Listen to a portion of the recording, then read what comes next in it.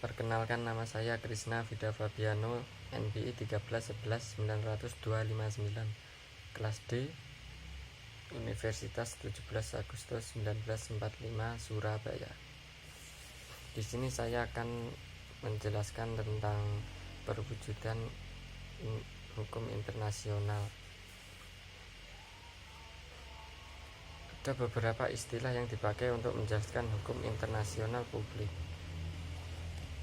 Kita menggunakan istilah hukum internasional publik untuk membedakan dengan istilah hukum perdata internasional. Dalam modul ini akan dipakai istilah hukum internasional untuk hukum internasional publik. Ada beberapa istilah yang dipergunakan untuk hukum internasional ini, yaitu hukum bangsa-bangsa atau the law of nation. Bagaimana digunakan oleh J.L. Brearley yang memberi definisi tentang hukum bangsa-bangsa atau hukum internasional sebagai berikut. As the body of rules and principles of action which are binding upon civilized states to their relation with one another. Ada juga yang memakai istilah hukum the relation with another.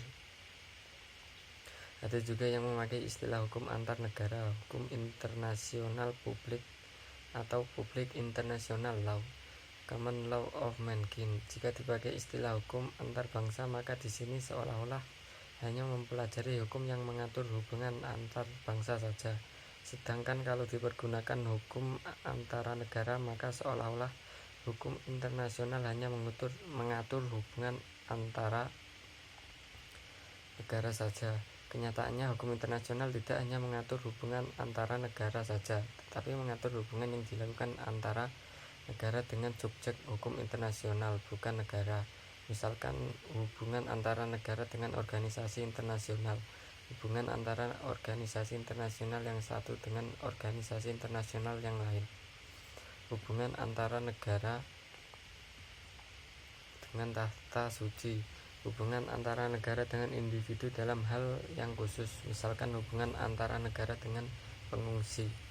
Oleh karenanya, dalam modul ini akan dipergunakan istilah hukum internasional untuk hukum internasional publik. Pemakaian istilah itu untuk menunjukkan bahwa hubungan hukum yang diatur oleh hukum internasional tidak hanya mengatur hubungan antar bangsa saja, tetapi lebih luas dari itu.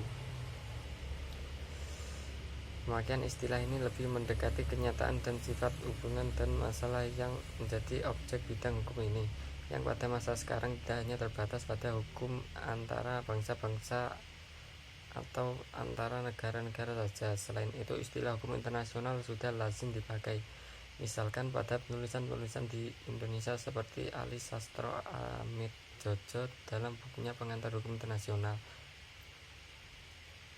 Dalam hukum internasional bagian damai dan perang, Wirjono Jojodikoro.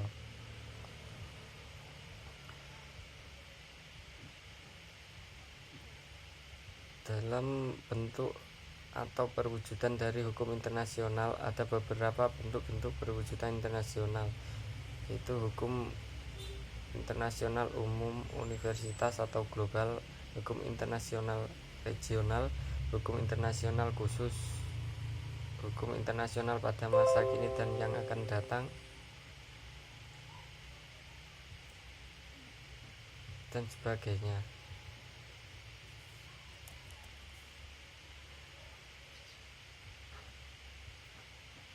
Di sini saya akan menerangkan tentang hukum internasional secara khusus atau hukum internasional khusus. Hukum internasional khusus berbeda dengan hukum internasional umum maupun regional yang cirinya lebih tampak pada ruang lingkup atau global ataupun kawasan. Berlakunya hukum internasional khusus, special international law, dicirikan oleh subjek-subjek hukum internasional yang tunduk atau menjadi pihak di dalamnya tanpa memandang di kawasan mana subjek-subjek hukum itu berada, bahwa subjek hukumnya itu secara geografis kebetulan berada dalam satu kawasan bukanlah masalah yang utama. Yang lebih utama adalah kaidah hukum internasional itu secara khusus berlaku terhadap subjek-subjek hukum yang bersangkutan, Bentuk kaidah hukum internasional seperti ini bisa dalam bentuk perjanjian-perjanjian internasional antara dua atau lebih negara yang berada dalam dua atau lebih kawasan dunia.